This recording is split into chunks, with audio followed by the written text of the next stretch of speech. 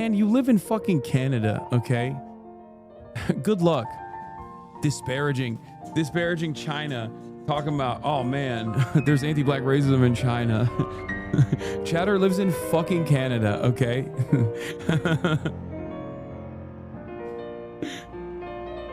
Just wait until you become a colony of China, and then things will improve.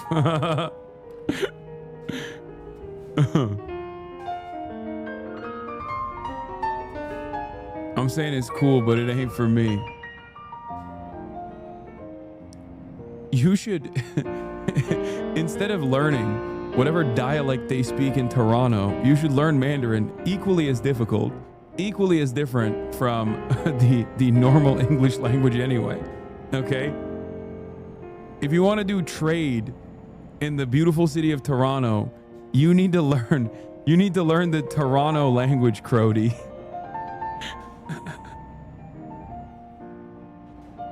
The Toronton dialect.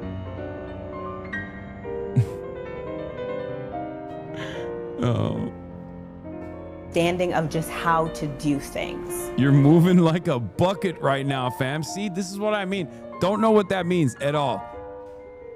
That is basically indecipherable, okay? That's basically Chinese to me. I don't know what either of these things, if someone were to be speaking in Mandarin, okay, right now in the chat, it would be equally as indecipherable.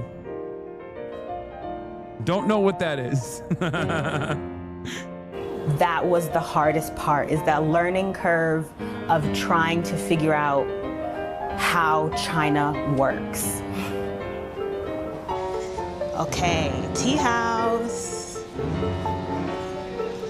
With all the money I've saved in China, I plan on buying a house not in the US because can't afford that. I haven't saved enough money to buy a house in the US, but I have saved enough money to pay off a lot of my student loans. And I think I've saved enough money to buy a little casita on the beach in Mexico. Fingers crossed, that is the plan.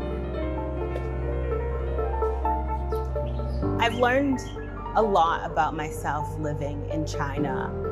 I think my self-confidence has improved through the roof.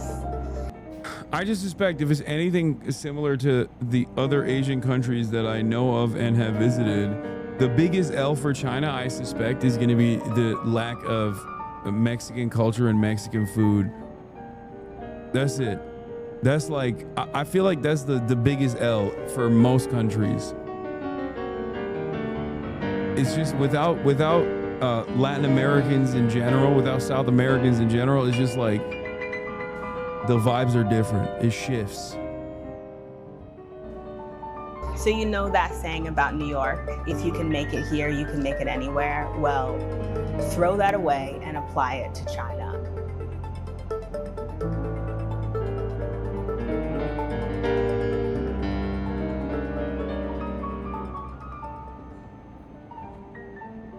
In China, much like many of the countries where there are not a lot of Mexicans or Latin Americans or South Americans in general, will instead have Muslims, which are like kind of like the Mexicans of places like that, whether it be Germany or England.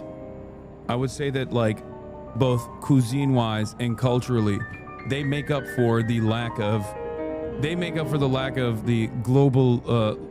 They make up for the lack of members of the global Latina belt.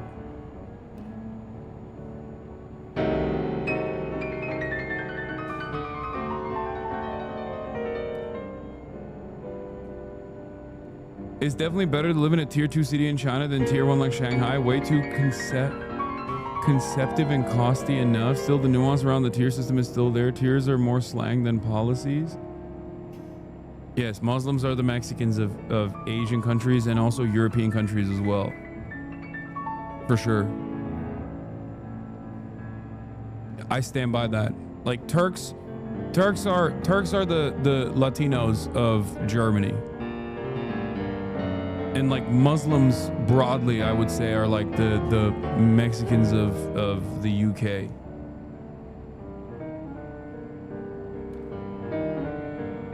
for sure. Like carrying the cuisine and culture on their backs.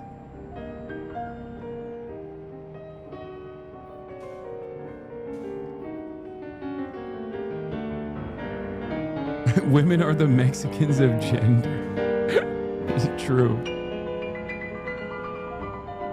That's racist and dumb. Well, one, it's a joke, and two, if you understand the nuance behind what I'm saying, you would recognize that I'm not saying something negative. I'm saying something positive. But your immediate inclination is that it must be racist.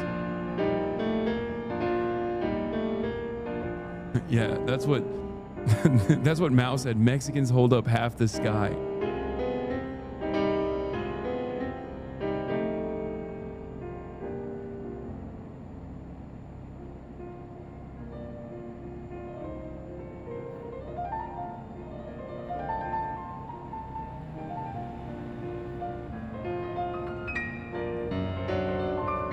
How China built its most extreme metro ever. Traveling to work on a roller coaster, riding over streets, mountains, rivers, and then blasting through the side of a building. You're looking at the most extreme the most extreme commute in the entire world. But where even is this? And how was it actually built? Hey, I'm your host Regis, and today, we'll be taking a look at this insane, record-breaking metro up close. If you visit the Chinese city of Chongqing, it feels like it... Damn, he hit that hard. He hit that a little too hard. Swagless white boy says name of Chinese city, instantly gets canceled.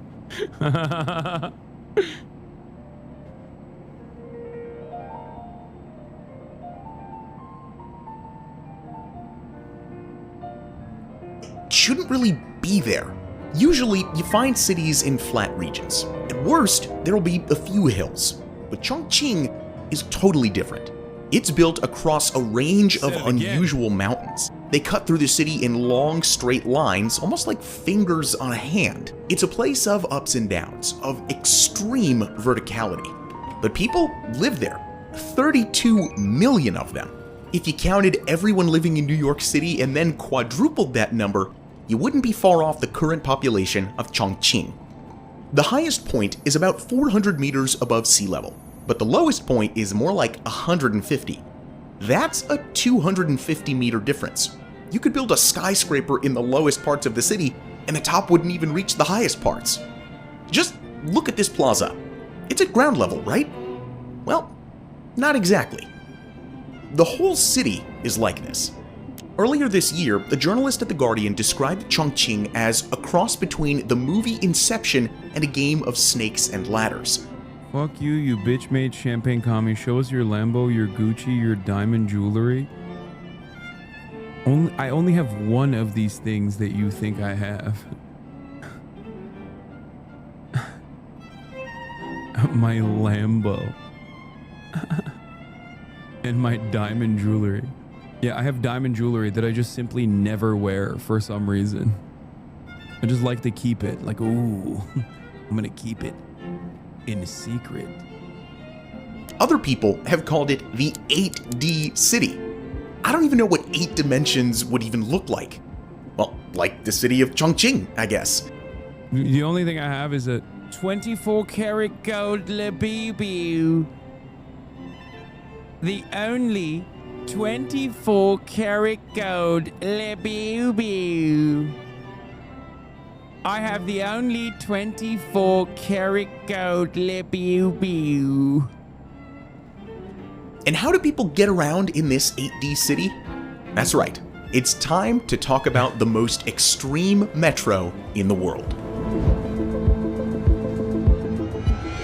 A few decades ago, there weren't any trains in Chongqing. That is fucking nuts, dude. Bro, it's reverse America. China is literally bizarro America. This is what American cities are turning into as industry leaves. And Chinese cities that look like this, when American industry was thriving at the same time, now look insane. You needed to walk, or drive, or cycle, or bus, or maybe even hop on a cable car. In the past, the roads in Chongqing were clogged. At rush hour, a single road in the city could see tens of thousands of impatient people traveling to work all at the same time. Too many people, not enough roads. One expert said that Chongqing's transport was the second worst in the whole of China. That's why it really needed a metro, to take the pressure off those gridlocked roads. But the thought of actually building one, well, to be honest, it was pretty absurd. Building a metro isn't easy, especially in a city like this one. But somehow they managed it. In 2005, the Chongqing Metro opened its doors to the public.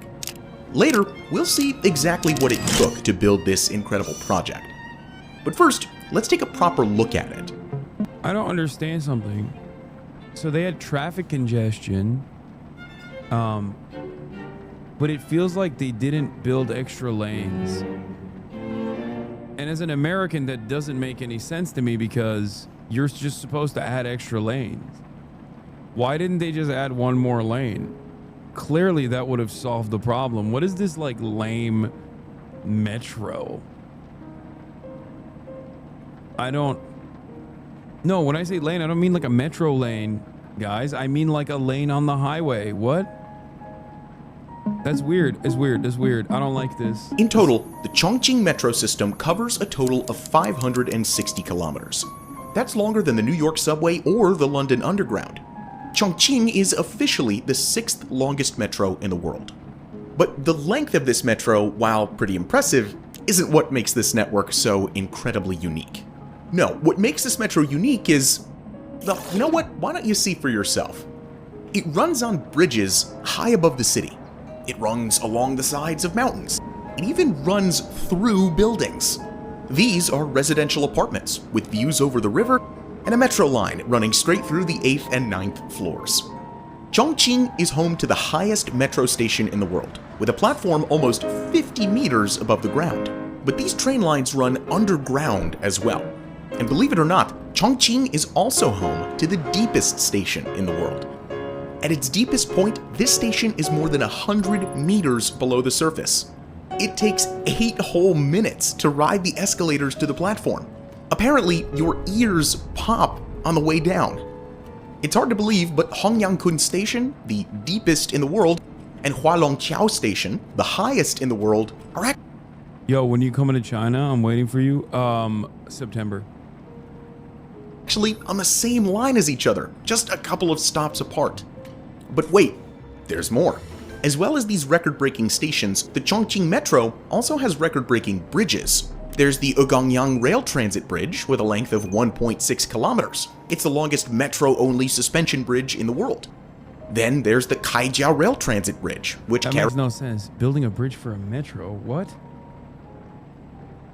What about the cars? Why is nobody talking about the cars? Does nobody think about the cars? Why does no one care about car-reliant infrastructure? Where are the parking lots? Please tell me they built more parking lots. They should probably pave some of the green areas that they have so they can make parking lots. I am a Dallas enjoyer, okay? I am a Dallas enjoyer, and this is really breaking my brain. I don't like this. carries trains across the Jialing River. At 100 meters, it's the highest metro-only bridge Do you ever fear you'll get Paris syndrome if you visit China? No, not even a little bit. in the world. On certain days when the fog rolls in, crossing the Kaijia is like riding a train through the clouds. Elsewhere, you've got the Chaotianmen Bridge. This one holds a record too. With a total length of 1.7 kilometers, it's the longest through-arch bridge in the world. Another famous through-arch bridge is the Sydney Harbour Bridge, but that one is less than 1.2 kilometers long. I make that, 5 world records, and still, there's a couple more. It seems like China is breaking record after record lately. But Paris syndrome is most commonly experienced by Japanese tourists.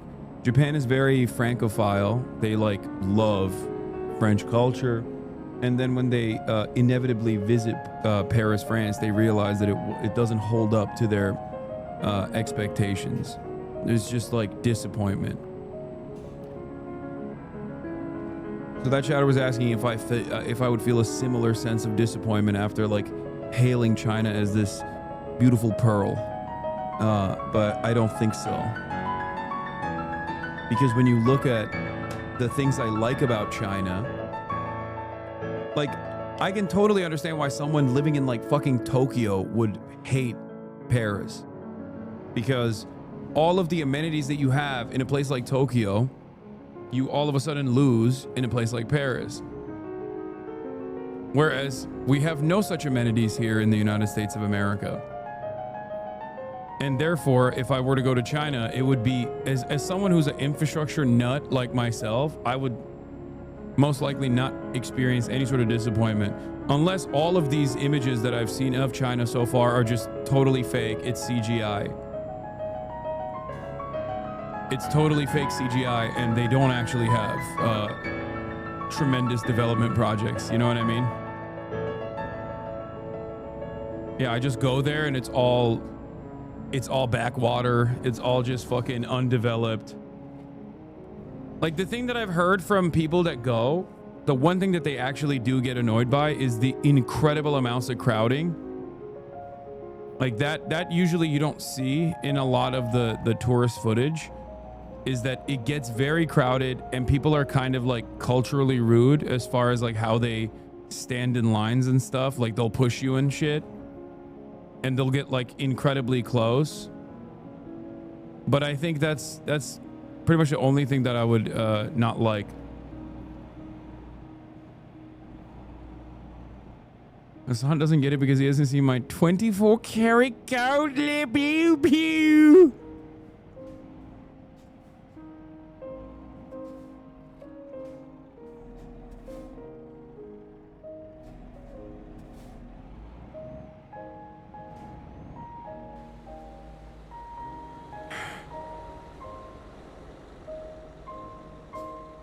Yeah, look up Jerusalem syndrome.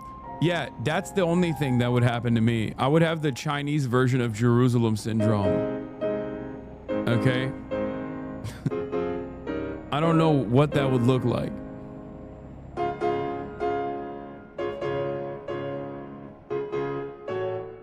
The Chinese version of Jerusalem syndrome is when you think you're reincarnated as Mao Zedong.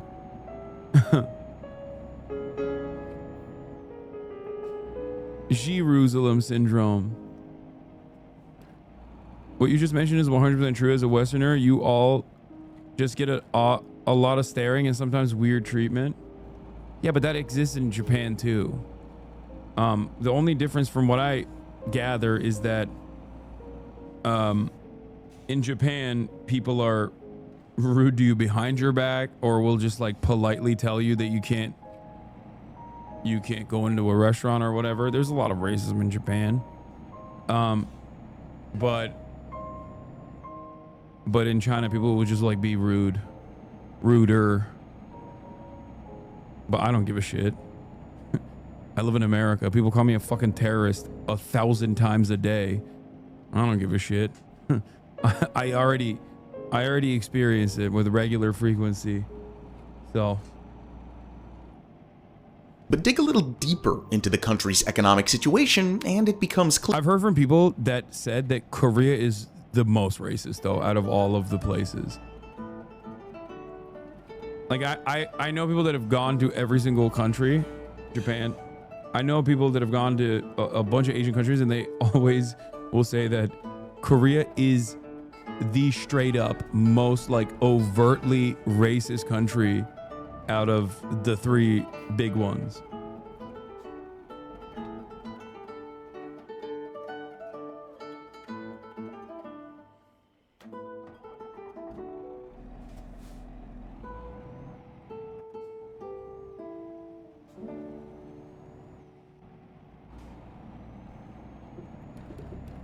Dude, look up K-pop co-ed group Tarzan. Oh no.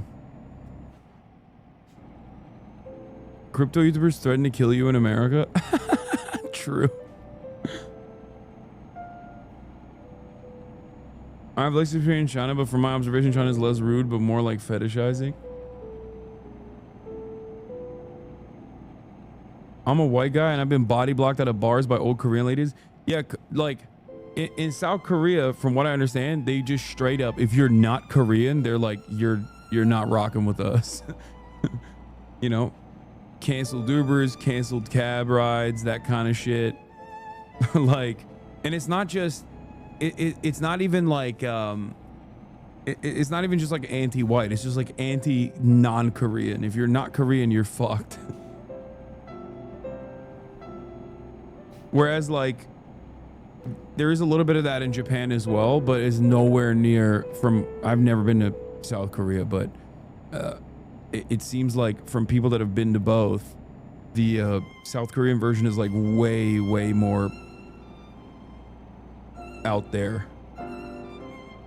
Clear, not everything is as smooth as it seems, but in today's world of polarized and sensationalized media, how do you figure out what's really going on? It's not easy, especially when headlines are often designed to attract clicks, not inform. But there's a better way, and that's where Ground News comes in, an independent platform that compares how different news outlets across the political spectrum cover the same story. For example, the right-leaning Daily Caller highlights China's economy stumbling under Trump's tariffs. Meanwhile, the left-leaning Global Times emphasizes China's resilience in the face of those same challenges. Same story, two very different angles. Ground News lets you compare all of these perspectives. I don't think there is a pro-China slant on Ground News. I'm gonna be honest. I'm gonna keep it $1.50. But we're doing Ethical Reacts chatters. This is a video that's only 2 weeks old, so articles from the past month on China's economy and summed it up simply. While export-driven industrial output remains strong, weak consumer demand and falling property prices pose challenges for China's economic recovery. As you can see, Ground News helps you to get the full story, and that's why we value this tool so much. Check them out and head to ground.news/mega or scan our QR code for 40% off their top-tier Vantage plan. With that, you can get unlimited access for about $5 a month. Again, that's ground.news/mega, so don't miss